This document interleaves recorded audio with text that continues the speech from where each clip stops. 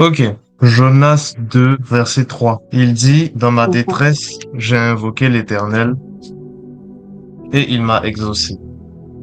Du sein du séjour des morts, j'ai crié et tu as entendu ma voix. On t'écoute, Ludivine. Je ne t'entends pas, hein. On dirait que tu chuchotes ou bien.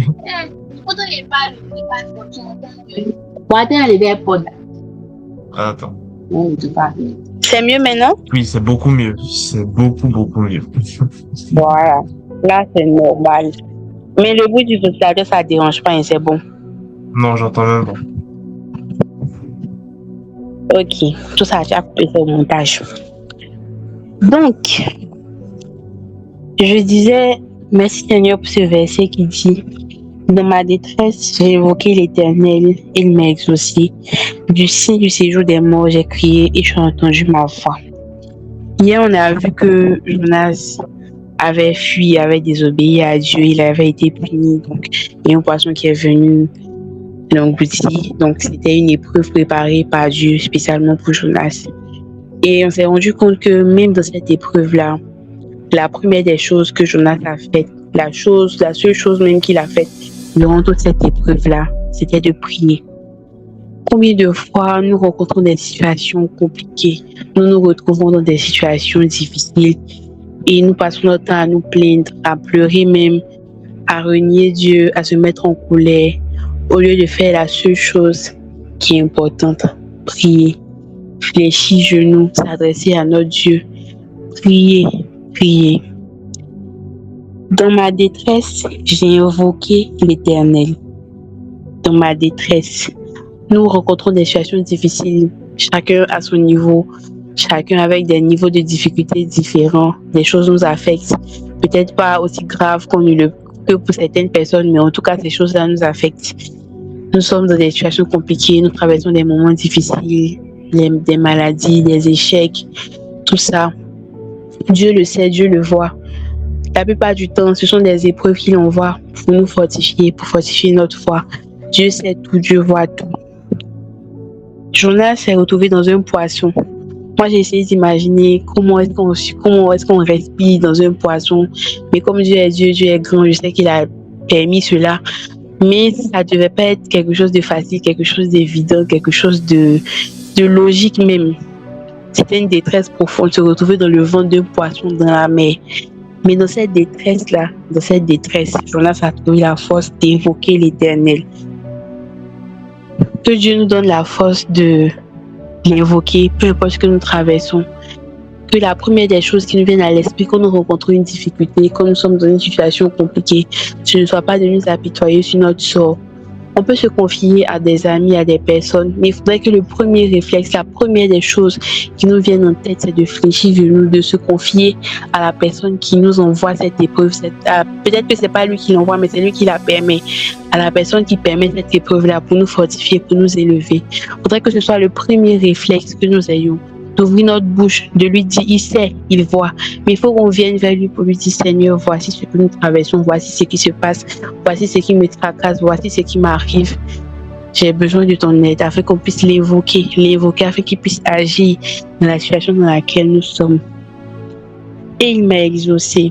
Ce verset-là vient nous rassurer, nous dit que nous allons rencontrer des situations compliquées, nous allons évoquer l'Éternel.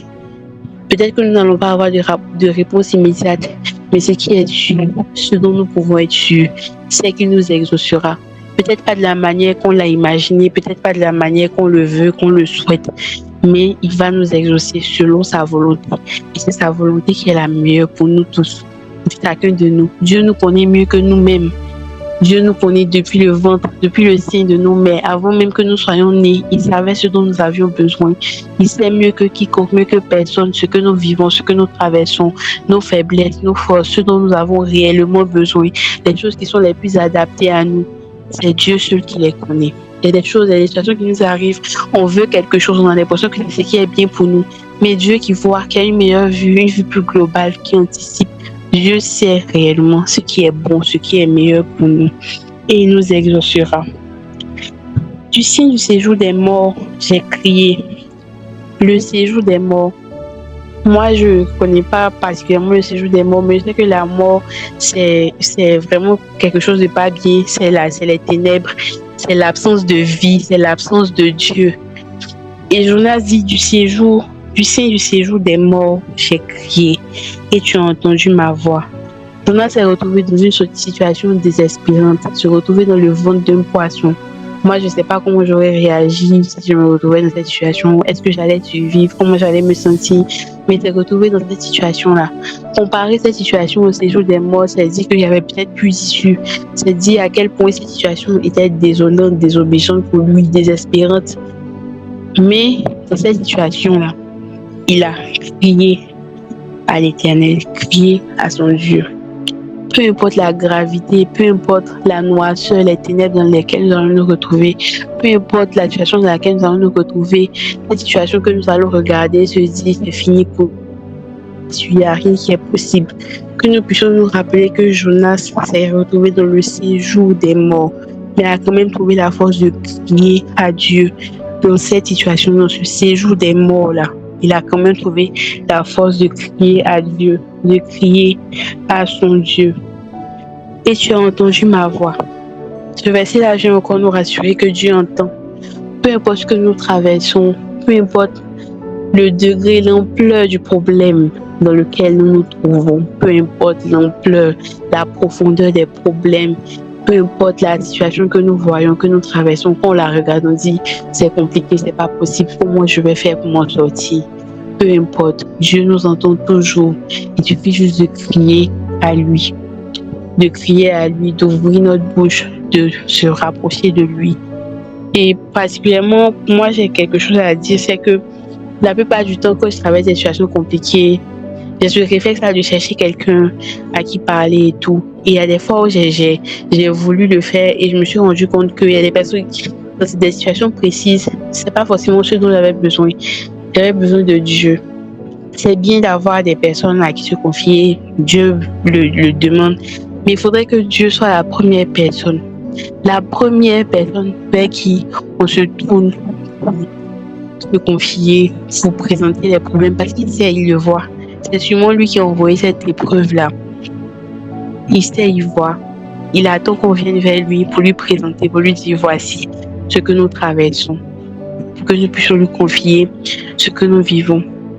Donc je prie que peu importe les situations que nous allons traverser, peu importe les difficultés que nous allons rencontrer, parce qu'il en aura. La Bible n'a jamais dit que ça sera facile, ça sera évident. Dieu l'a jamais dit. La seule chose qu'il a dit, c'est qu'il sera toujours avec nous, peu importe les épreuves que nous allons traverser. Peu importe les épreuves que nous allons traverser, ces épreuves-là ne nous détournent pas de lui, ne nous fassent pas fuir, mais qu'elles nous donnent la force, qu'elles nous ramènent à lui, qu'elles nous demandent, qu'elles nous permettent de l'évoquer, de prier et de se rapprocher de Dieu. Amen.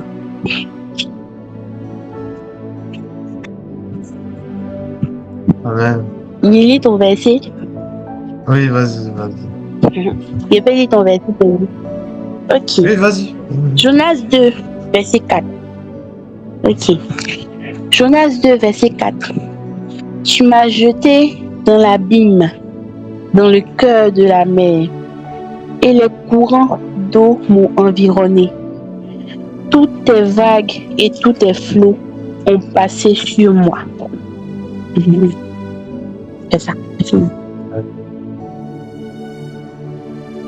C'est vrai. Jonas a été jeté par des marins, des pêcheurs peut-être. En tout cas, des gens qui avaient l'habitude de transporter d'autres personnes dans des bateaux.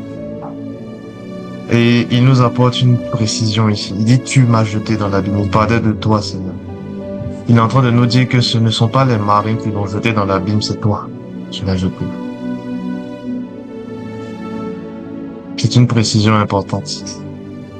C'est toi qui n'as pas voulu qu'il aille à Tarsis. Et c'est toi qui l'as jeté dans l'abîme. Autrement dit, seule ta volonté s'accomplit. Ce n'est pas sa volonté à lui, ce n'est pas la volonté de ces gens. Et certainement que ces gens-là devaient se sentir très mal après l'avoir jeté, parce qu'ils ont jeté un être humain, comme eux, de se croire un prophète, dans l'eau, dans la mer.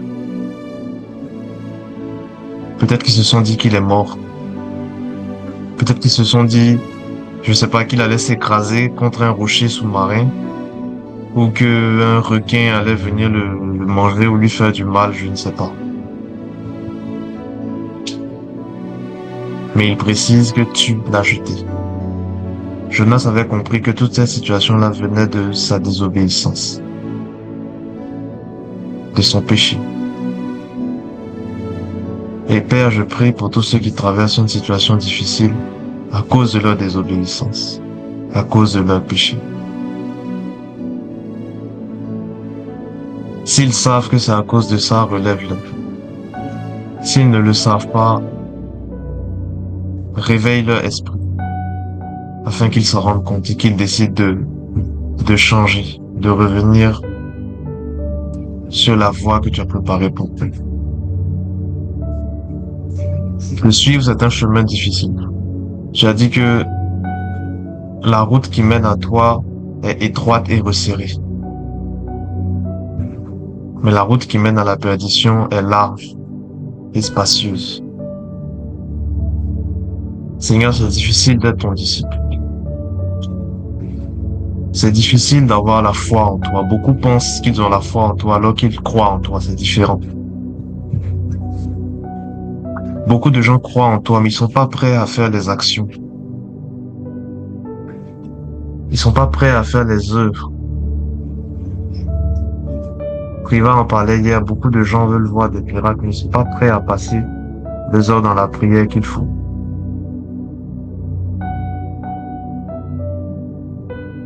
Seigneur, on est endormi. Comme Jonas dans la barque, quand il ne s'était pas encore repenti. Sa vie ne lui disait plus rien. Je ne sais pas s'il traversait une déprime quand il était monté dans cette barque. Mais pendant que les gens priaient, les gens pleuraient parce que le navire était en train de couler, lui plutôt, il est parti dormir. Sa vie ne lui disait plus rien. Peut-être qu'il se disait que je ne me réveille plus ou que je me réveille, ça n'a plus grande importance.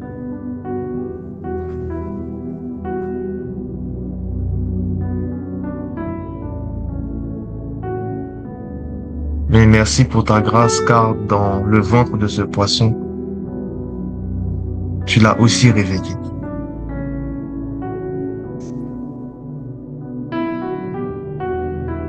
Et tu lui as montré que ce n'est pas dans le ventre d'un poisson que tu l'as jeté, c'est dans les abîmes.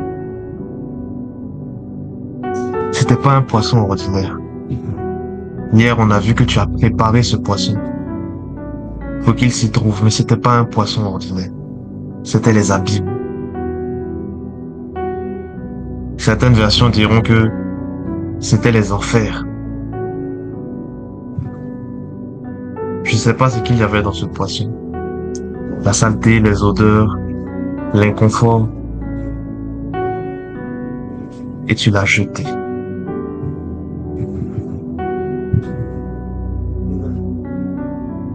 Père, je prie pour tous ceux que tu as jetés dans les abîmes à cause de leur péché.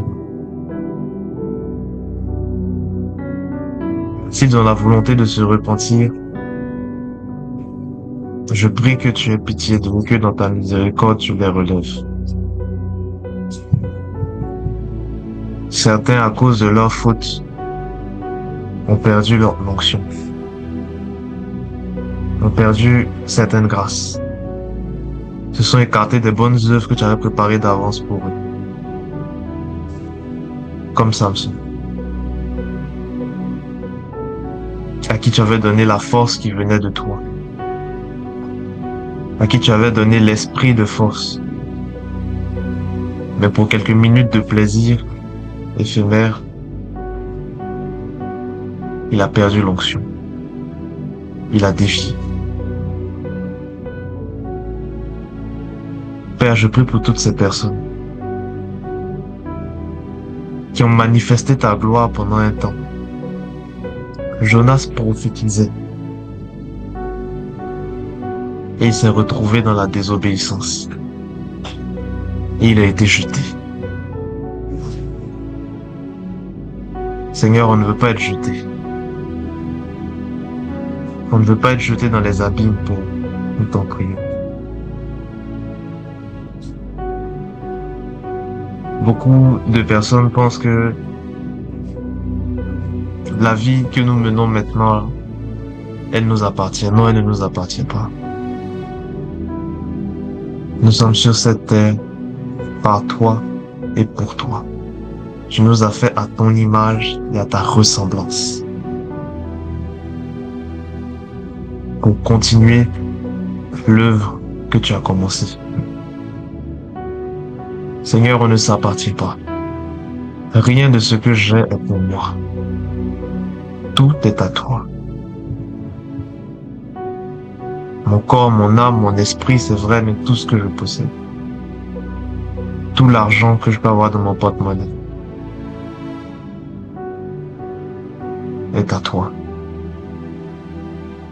Mon ordinateur est à toi. Mes vêtements sont à toi. Mes chaussures sont à toi. Tout ce que je peux posséder comme bien est à toi. Et Seigneur, ça change radicalement notre façon de penser quand on se met à réfléchir comme ça. Combien de fois on a été négligent par rapport à certaines choses? Combien de fois on a voulu peut-être se prendre pour les dieux de nos vies?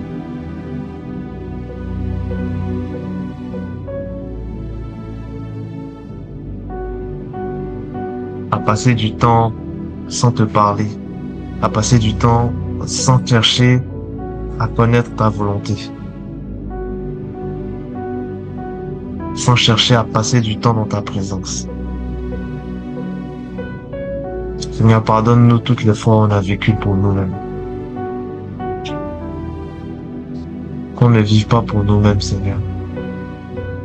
Mais, comme l'a dit Paul, que nous soyons vivants pour Dieu en Jésus-Christ. Tu as jeté Jonas dans le cœur de la mer.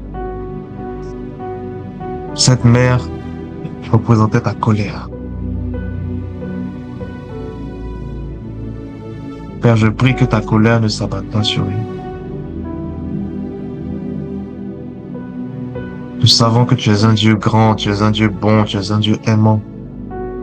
Tu es lent à la colère, mais ça ne veut pas dire que tu ne te mets pas en colère. Tu es riche en bonté. Mais ça ne veut pas dire, Seigneur, que ta colère ne s'éveille pas. Et quand elle s'éveille, on comprend que tu es le Dieu de justice. Tu es le Dieu de jugement. Tu es un Dieu terrible. Jésus, Jean t'a vu dans l'Apocalypse et il a vu un agneau avec 7 yeux et qui avait la voix d'un dragon. Seigneur, c'est pas quelque chose de commun. On n'a jamais vu un agneau avec 7 yeux et une voix de dragon. Seigneur, tu es terrible. David l'a décrit comme un être qui avait du feu qui sortait de sa bouche. Et de ce feu-là sortaient des charbons ardents. Seigneur, tu es terrible. Et à cette époque, les gens en avaient conscience. Le Dieu des esprits des prophètes n'était pas là pour jouer.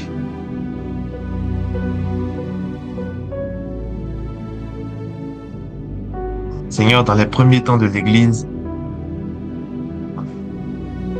tu as parfois montré cela. Avec Ananias et Saphira, avec Hérode qui a été frappé et tout son corps s'est décomposé, a été mangé par des vers de terre.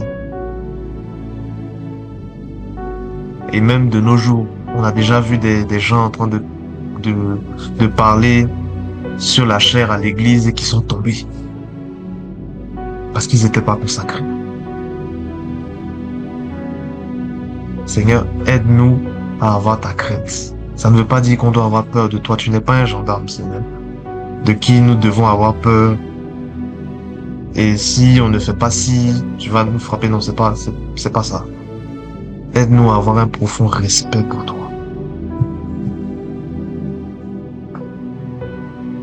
À avoir un respect à telle enseigne que si on veut poser une action, si on est prêt à entrer dans le mal, notre dernier rempart soit de dire que je veux pas faire ça pour Dieu. Seigneur, oui, on peut avoir des principes, mais on sait tous qu'en tant qu'être humain, quand certaines situations qui nous plaisent viennent, on bafoue nos principes. On peut se fixer des règles, mais le diable est rusé et c'est notre convoitise qui l'envoie. Pour faire tomber ces règles-là et on va pas les respecter. Mais que la dernière chose qui reste, ce soit notre crainte de toi.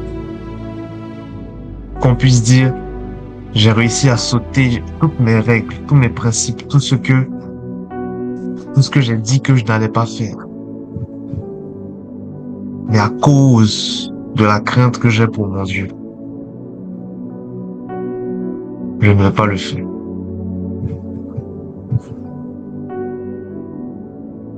Seigneur, épargne-nous de la convoitise des yeux. Épargne-nous de l'amour de l'argent. Épargne-nous de toutes ces choses que le diable utilise aujourd'hui pour faire tomber nos principes. Et même si ces principes tombent, qu'il reste la crainte de l'Éternel, car c'est la crainte de l'Éternel qui est le commencement de la science, comme dirait Salomon. Que ta science nous habite.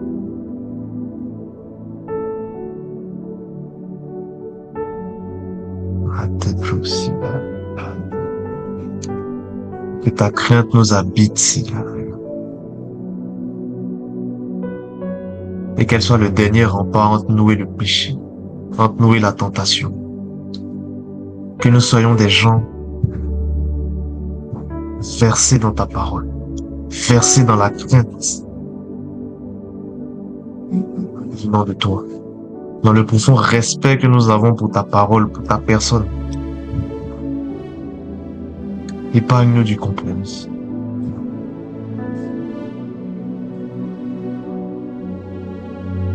Seigneur, toutes ces choses terribles que tu faisais dans l'Ancien Testament, c'est vrai, on va dire que c'était la loi, c'était dur, c'est vrai, mais c'était des choses qui permettaient de discipliner les gens.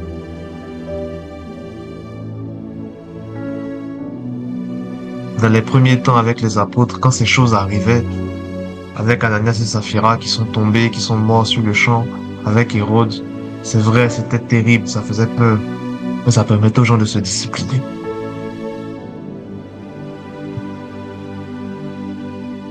Et à vraiment te chercher.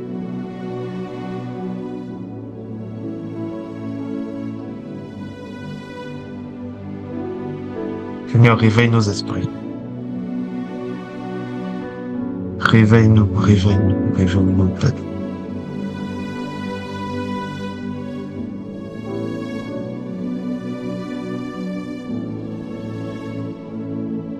Et les courants d'eau m'ont environné.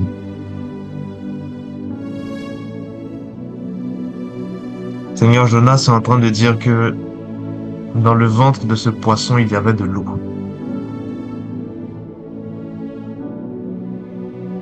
Avant même d'avoir été englouti dans ce poisson, il a eu contact avec l'eau. Et il dit, les courants d'eau m'ont environné. David aimait utiliser aussi également ce genre de formulation. Il disait aussi que les courants d'eau l'avaient environné. Seigneur, parfois on comprend pas. Plusieurs problèmes peuvent venir en même temps et on comprend pas.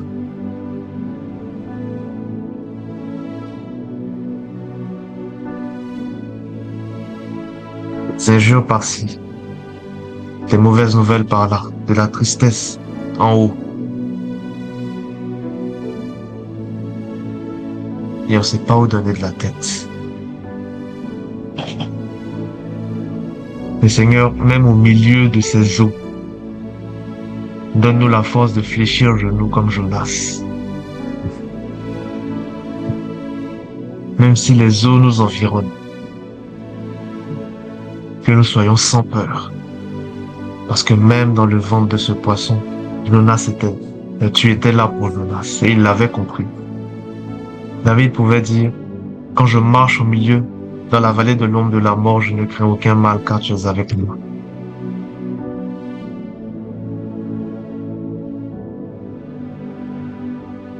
Et comme je l'avais reçu hier, ton onction déborde sur nous. Ta grâce déborde sur nous. Père, je déclare que même au milieu des problèmes, ton onction coule. Je déclare que même au milieu des difficultés, on s'en sortira pas parce qu'on est fort, mais parce que c'est l'onction qui nous fait.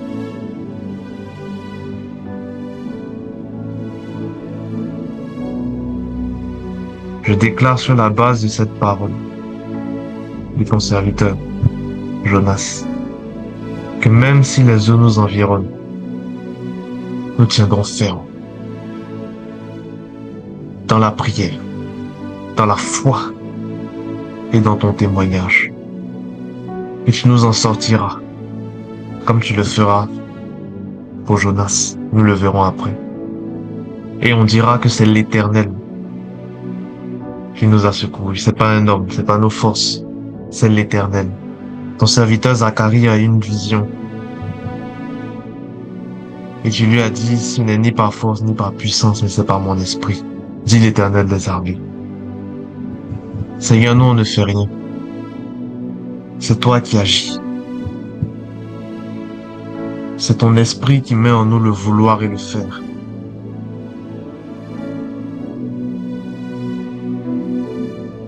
Et c'est toi qui nous conduis. Ou du moins, on veut être conduit par toi. Je l'ai dit tout à l'heure, on veut pas vivre pour nous-mêmes, Seigneur. Notre vie, Seigneur, je comprends avec le temps que on est comme des grains de sable dans la mer.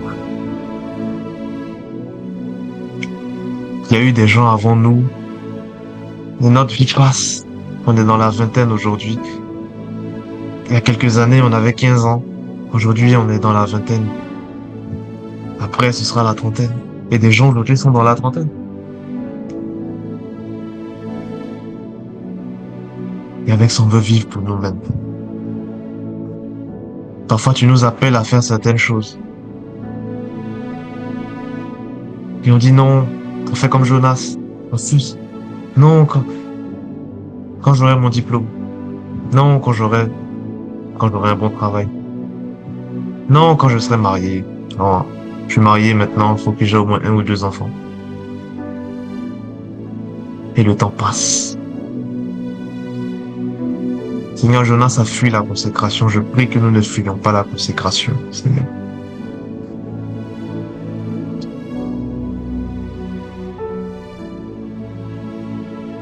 Seigneur, peut-être que moi-même je comprends pas ce que je suis en train de dire actuellement. Peut-être que je ne saisis pas le niveau. Je ne saisis pas l'ampleur, le poids de ce que je suis en train de dire. Tes disciples ont tout laissé pour te suivre. Je ne suis pas en train de dire que tout le monde doit tout laisser pour le ministère.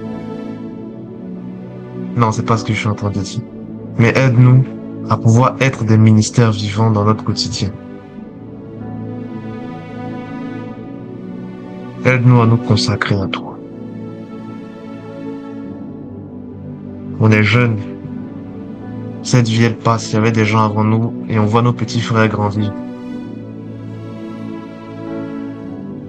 Aide-nous à rester consacrés à toi, Seigneur. C'est trop important.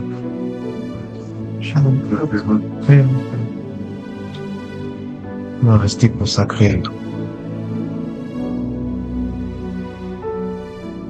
Jusqu'au bout. Toutes tes vagues et tous tes flots ont passé sur moi.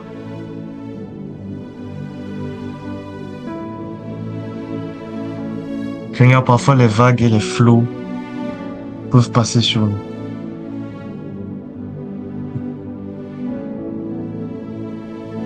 Ton serviteur Jonas parle des vagues et des flots. des vagues et des flots qui sont passés sur lui. Seigneur, je ne sais pas ce qui se passait dans le ventre de ce poisson. Mais il dit que dans le ventre de ce poisson, des vagues et des flots sont passés sur lui. Je ne sais pas ce que ce poisson avait avalé, ce que ce poisson avait mangé. Mais c'était pas un poisson ordinaire. Seigneur, il peut arriver qu'on soit dans l'abîme, qu'on soit au fond du trou. Et ce même après avoir vécu un miracle. Ton serviteur Élie, après avoir vaincu tous les faux prophètes de Jézabel, après avoir fait descendre le feu du ciel, a fui devant elle et est tombé en dépression. Et il a demandé même à mourir. Oui, Seigneur, même après avoir vécu des choses avec toi, les vagues et les flots peuvent passer sur nous. Peut-être même que Jonas se demandait comment est-ce qu'il faisait pour être encore en vie, alors qu'il avait été jeté dans la mer. Et peut-être même qu'il n'avait pas encore fini de contempler ce premier miracle, mais les vagues et les flots passaient sur lui dans ce poisson. Je ne sais pas comment il a survécu là-dedans. Mais il a survécu. C'est qui est sûr. Seigneur, tu nous montres que c'est pour un temps. L'épreuve, c'est pour un temps. Et après, tu nous en délivreras pour que nous puissions te rendre gloire. Que nous puissions rendre gloire à ton nom si grand, à ton nom magnifique, à ton nom au-dessus de tout.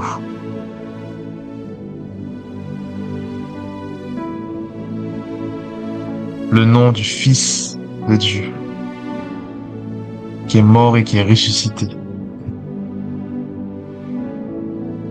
Et ce nom qui donne la vie en abondance. Ce nom qui donne la vie éternelle. La vie éternelle qui est la connaissance de Dieu et la connaissance de Jésus. Seigneur, dans le ventre de ce poisson, Jonas t'a vu. Jonas a vu ta gloire. Job pouvait dire, j'ai entendu parler de toi, et maintenant je t'ai vu. Avec tout ce qu'il a souffert, tout ce que cet homme Job a souffert. Il a dit que maintenant il t'a vu, et tu as multiplié. Père, je prie qu'au milieu des problèmes, nous puissions déclarer ta parole. Afin que tu agisses. Qu'au milieu des problèmes, nous puissions t'invoquer. Et que tu nous répondes. Parce que la vraie adoration, la vraie louange commence dans la difficulté. Seigneur, ta parole dit dans le livre de Hébreux qu'avant de mourir, Jacob a béni les fils de Joseph et se tenant à peine sur ses jambes, il t'a loué avant de mourir. Il était vieux, il ne voyait plus. Il était sur le point de partir, mais il a utilisé cette dernière force pour te louer. Seigneur, même quand les vagues et les flots passeront, permets-nous d'utiliser les dernières forces qu'il nous reste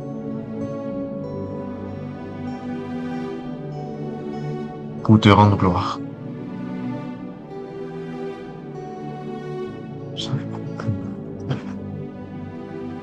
Au nom de Jésus. Amen. Amen.